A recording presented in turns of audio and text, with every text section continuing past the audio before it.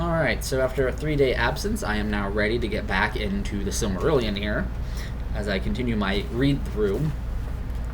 We got Chapter 14 of Balerion Dennis Realms, which basically tells you all about the lay of the land, who rules where, what everything looks like.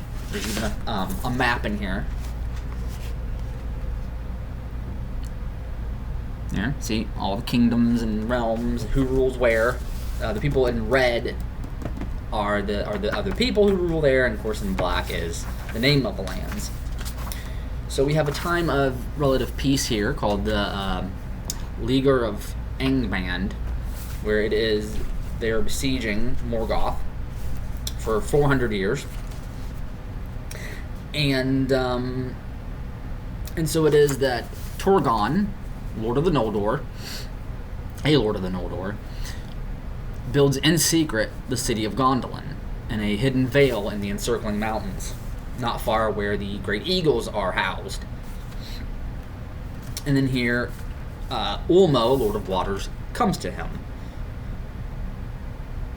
Now thou shalt go at last to Gondolin, Torgon, and I will maintain my power in the vale of Sirion and in all the waters therein, so that none shall mark thy going, nor shall any find there the hidden entrance against thy will. Longest of all the realms of the Eldalier shall Gondolin stand against Melkor. But love not too well the work of thy hands, and the devices of thy heart, and remember that the true hope of the Noldor lieth in the west, and cometh from the sea. That is, from the Valar, that's where their hope is. One day there's going to be a messenger who's going to go there on behalf of elves and men. And, of course, we'll get there here later. But he warns Torgon that, hey, you are still under the doom of Mandos.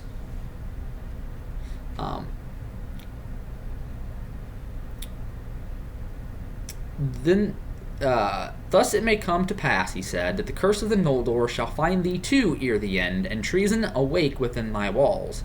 Then they shall be in peril of fire. But if this peril draweth nigh indeed, then even from Nevrast one shall come to warn thee, and from him beyond ruin and fire hope shall be born for elves and men. And then he bids him to keep some arms and a shield and all this stuff behind in Nevrast. And of course Ulmo then returns to the sea, and so Gondolin's built, and Torgon and his people quietly remove there. It's in the encircling mountains in a vale, and it's hidden. So Morgoth doesn't know where it's at. But Ulmo warns Torgon that there will be treason from within, which we're going to get to the beginning of this in the next chapter. Okay, now the sons of Finarfin go to Doriath to go visit their sister, the Lady Galadriel. But before oftentimes they will go there and be the guests of King Thingol. Right before their next visit, Galadriel and Melian have a conversation.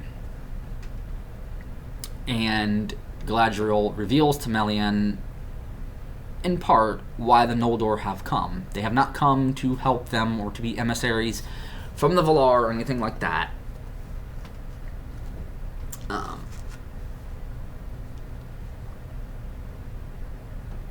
And so Melian goes to Thingol with this news.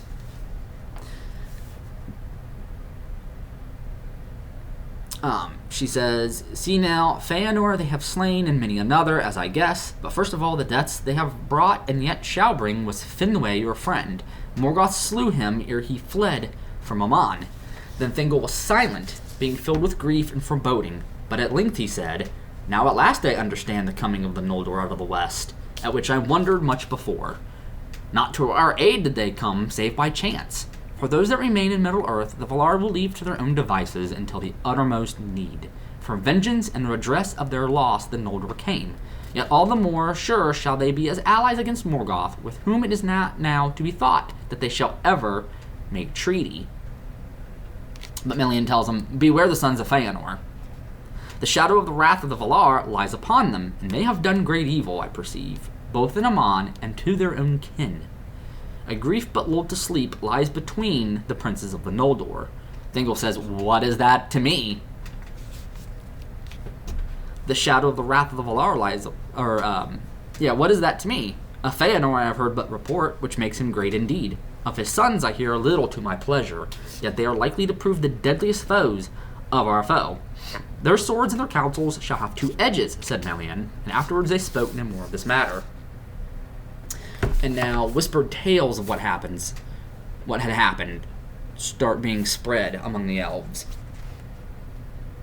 And Círdan Shipwright, who lives off the coasts of the sea in the realm of the Falas, hearing these dark tales, was troubled, for he was wise, and perceived swiftly that true or false they were put about at this time through malice, though malice he deemed was that of the princes of the Noldor, because of the jealousy of their houses. Therefore he sent messengers to Thingol to tell all that he had heard. And this is when the sons of Finarfin come again to visit their sister. I marvel at you, son of Eärwyn, said Thingol. He is talking to Finrod. That you would come to the board of your kinsmen, thus red-handed from the slaying of your mother's kin, and yet say naught in defense, nor yet seek any pardon. So now the truth of what happened comes, and Thingol's not happy. But Finrod assures him that was Feanor and his sons and those who followed him that committed those evil deeds. They had no part in that, and they were left behind. And that's why they're kind of upset with Feanor and his children and their people. And so their tongue, the Quenya tongue, is banned in Doriath by the king. And all as such as use it shall be held slayers of kin and betrayers of kin unrepentant. The only language they are now allowed to speak is Sindarin, Grey Elven. It's the only language allowed in his realm. But, and then the Noldor do speak that, but unless they are amongst themselves, they will speak it amongst each other. And this is where Quenya becomes rather a language of lore than a language that's just spoken daily. So Sindarin becomes the common elvish tongue of Middle-earth. And it stays that way through the end of the Third Age. And now Finrod at the end here has his kingdom built, Nargothrond, and so he goes to it with his people. And there you go.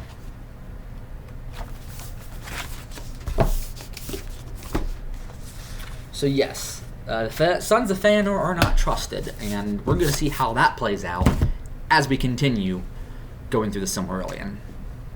So I hope you enjoyed this video and have enjoyed the others I've put out. And I appreciate all of those who have subscribed and those who have liked the videos. Continue to do so, please. I would love to get this channel built up more. But it's a pretty neat hobby that I like doing. So I thank all of you for watching, and I will see you in the next video, which will probably be tomorrow, but we'll see. Anyway, later.